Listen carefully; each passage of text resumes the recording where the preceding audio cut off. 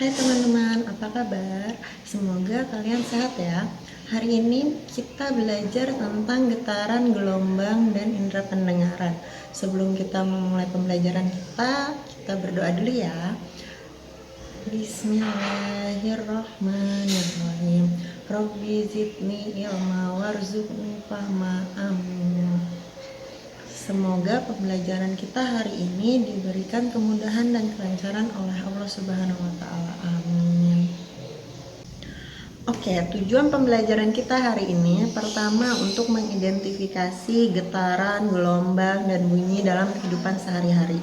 Yang kedua, untuk menjelaskan kaitan antara bunyi dan indera pendengaran. Yang ketiga, menjelaskan peran telinga sebagai alat keseimbangan. Keempat, menyebutkan gangguan pada indera pendengaran. Yang kelima, menjelaskan pemanfaatan sistem sonar. Kalian tahu nggak getaran itu apa? Getaran itu adalah gerak bolak-balik secara periodik yang melalui titik setimbang. Satu getaran itu sama dengan satu bolak-balik. Bisa dilihat nih di gambar, ada bandul. Dia titik setimbangnya itu di titik 0 yang ada angka 0. Sedangkan kalau dia satu getaran itu dari titik A ke titik 0 ke titik B, balik ke 0 lagi ke titik A lagi, itu namanya satu getaran. Nah, sedangkan gelombang, apa sih itu gelombang? Gelombang adalah getaran yang merambat di mana rambatannya tidak disertai materi. Jadi, dia hanya merambatkan energinya aja. Nah, gelombang berdasarkan medium dibagi menjadi dua, yaitu gelombang mekanik dan gelombang elektromagnetik. Apa perbedaannya? Kalau gelombang mekanik, dia itu melalui media. Contohnya nih ada gelombang bunyi, gelombang air laut, sedangkan yang gelombang elektromagnetik dia tanpa media. Contoh gelombang cahaya, gelombang radio, gelombang radar. Itu kan dia tidak perlu bantuan media lain kan, bisa tetap sampai dan kita tahu itu ada gelombang. Terus kalau gelombang berdasarkan arah rambat itu dibagi menjadi dua, yaitu ada gelombang transversal dan gelombang longitudinal. Apa perbedaannya? Perbedaan antara gelombang transversal dan longitudinal. Gelombang transversal adalah gelombang yang arah rambatnya tegak lurus dengan arah getaran. Bisa dilihat nih di gambar. Jadi dia itu arah gelombangnya itu naik turun. Contohnya ada gelombang kali dan gelombang air laut, jadi bergelombang. Sedangkan longitudinal itu gelombang yang arah rambatnya searah dengan arah getarnya. Contohnya gelombang bunyi dan gelombang pegas. Kalau pegas kalian taruh beban di bawahnya itu kan dia lurus ya, tariknya ke bawahnya itu namanya gelombang longitudinal. Arah gelombang dan arah getarannya itu sama. Istilah-istilah yang terkait getaran dan gelombang itu ada. Pertama, frekuensi. Frekuensi itu banyak getaran atau gelombang pada tiap detik. Jadi satu detik nih ada berapa banyak tuh gelombang atau getarannya. Nah, si frekuensi temenan sama periode. Kalau periode adalah waktu yang diperlukan untuk menempuh satu getaran dan satu gelombang. Rumusnya ada di bawah. F itu frekuensi, yang T ini periode.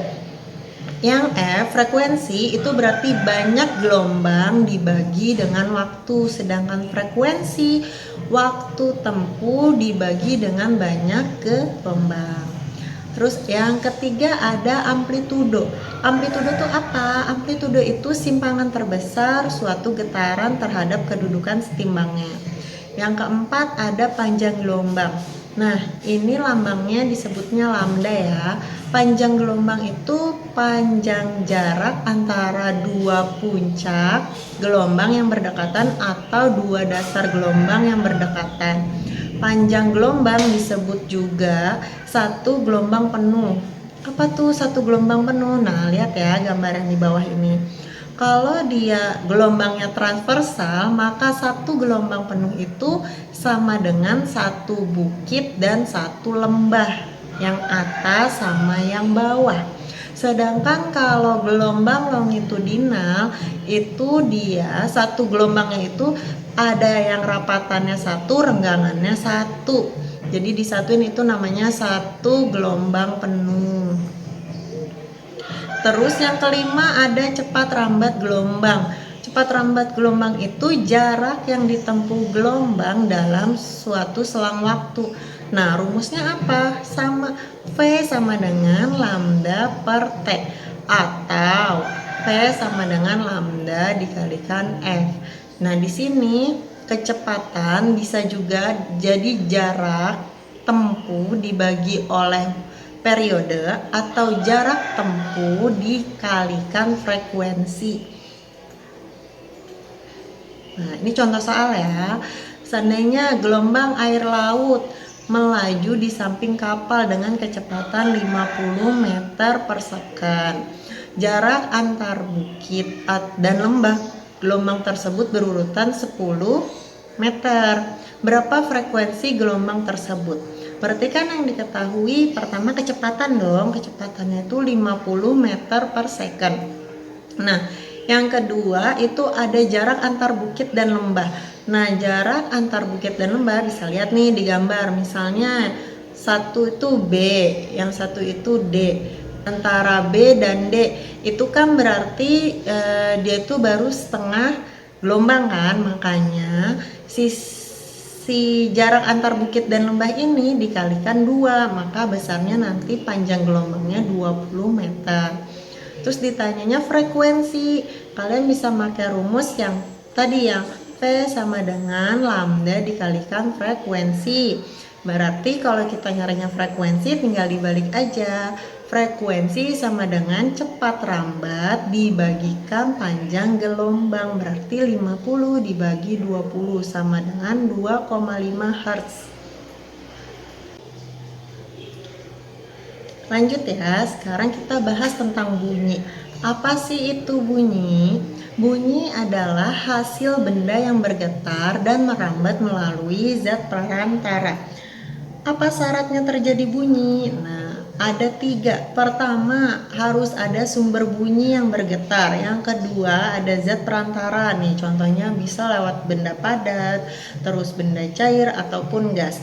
Yang ketiga, ada penerima bunyi atau yang mendengar. Jadi dikatakan ada sebuah bunyi apabila ada yang mendengar. Kalau nggak ada yang mendengar berarti itu tidak bisa dikatakan sebuah bunyi. Nah, bunyi ini punya 5 sifat. Pertama, dia dapat merambat. Yang kedua, perpindahan bunyi berupa gelombang. Ketiga, memerlukan waktu untuk merambat. Keempat, dapat memantul dan mengalami penyerapan. Yang kelima, memiliki warna atau variasi suara. Makanya di kuping kita, di telinga kita ini, kalau dengar suara itu kan beda-beda setiap orang. Nah, karena sifatnya bunyi itu dia memiliki variasi suara.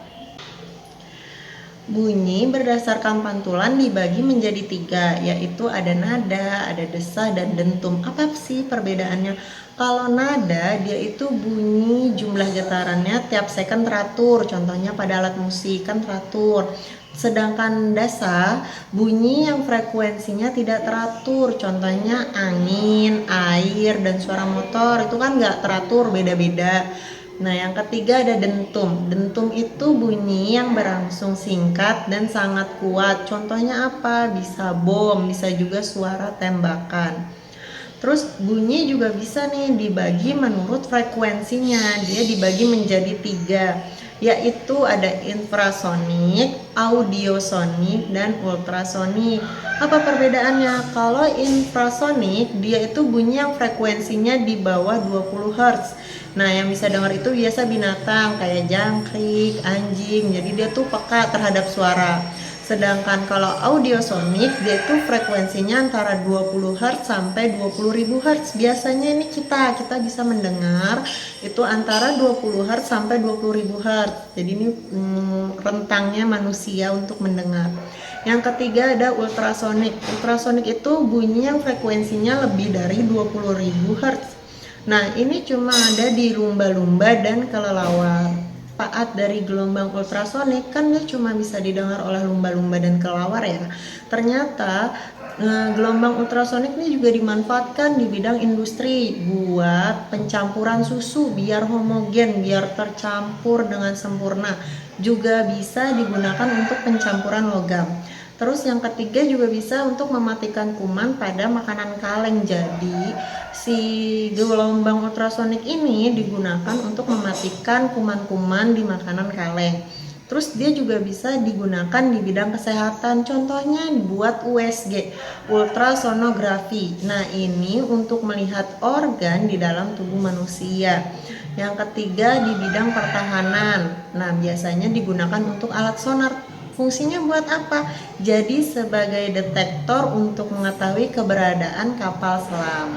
Nah, di bunyi ini ada istilah-istilah juga yang terkait, ada 4.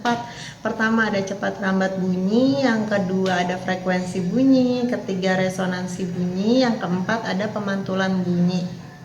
Untuk cepat rambat bunyi itu V sama dengan S per T, di mana V-nya itu cepat rambat bunyi, S-nya itu jarak tempuh bunyi, dan T-nya itu waktu tempuh bunyi. Sedangkan untuk frekuensi bunyi, F sama dengan 1/2L akar T per Rho kali A. T-nya ini tegangan senar, L-nya panjang senarnya, A-nya itu luas penampang, sedangkan Rho-nya itu massa jenis dari senarnya. Yang ketiga ada resonansi bunyi. Biasanya ini digunakan untuk percobaan garpu tala. Rumusnya L sama dengan 2N-1/4 dikalikan Q per F. F-nya ini frekuensi sumber bunyi, terus V-nya cepat rambat gelombang, L-nya itu panjang pipa organa. Yang N-nya ini letak resonansi, ini biasanya 1, 2, 3 dan seterusnya. Terus yang keempat ada pemantulan bunyi. Pemantulan bunyi itu berarti kan digunakan untuk mengetahui kedalaman.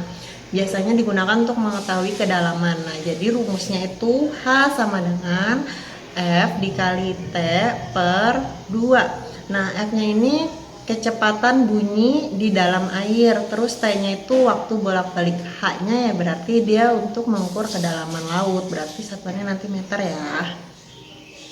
Selanjutnya ada indera pendengaran. Indera pendengaran manusia itu kan identik sama telinga nih. Nah, telinga ternyata dibagi 3 bagian. Ada bagian luar, bagian tengah, dan bagian dalam. Kalau di bagian luar, dia itu terdiri dari daun telinga dan saluran telinga. Nah, daun telinga ini fungsinya untuk apa? Dia untuk mengumpulkan gelombang suara ke saluran telinga. Sedangkan si saluran telinga, dia berarti menangkap debu yang masuk ke dalam saluran telinga, terus mencegah hewan berukuran kecil masuk ke dalam telinga. Nah, kalau di telinga bagian tengah itu ada 3 bagian. Pertama ada gendang telinga, ada tulang telinga, dan saluran eustasius. Nah, gendang telinga fungsinya untuk menangkap gelombang suara dan mengubahnya menjadi getaran yang diteruskan ke tulang telinga. Nah, kan udah diteruskan nih ke tulang telinga. Tulang telinga itu gunanya untuk meneruskan getaran tadi dari gendang telinga ke rumah siput.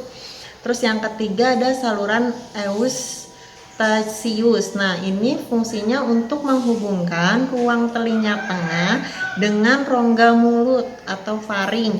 Berfungsi untuk menjaga tekanan udara antara telinga tengah dengan saluran di telinga luar.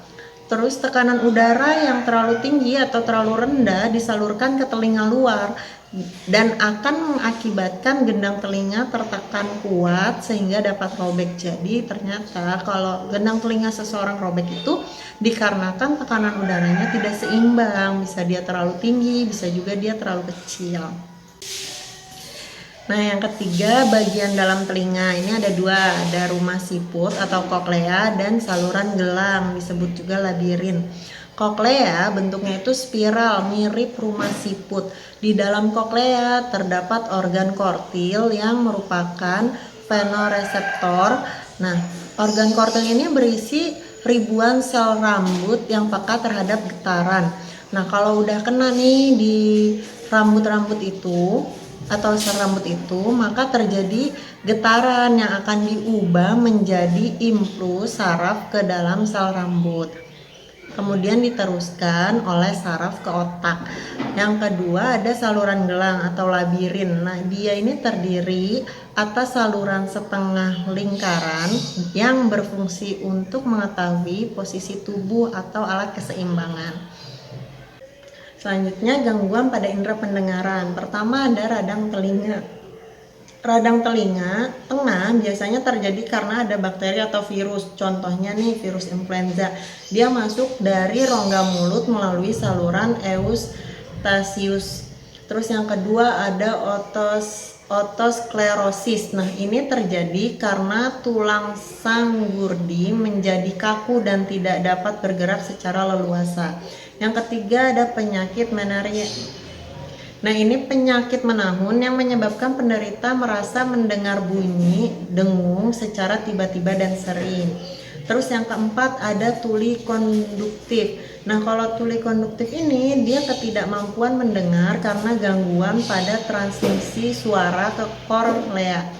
Terus yang terakhir ada tuli saraf. Kalau tuli saraf dia ketidakmampuan mendengar karena kerusakan pada organ kortil, saraf kranial 8 atau bagian korteks otak daerah pendengaran.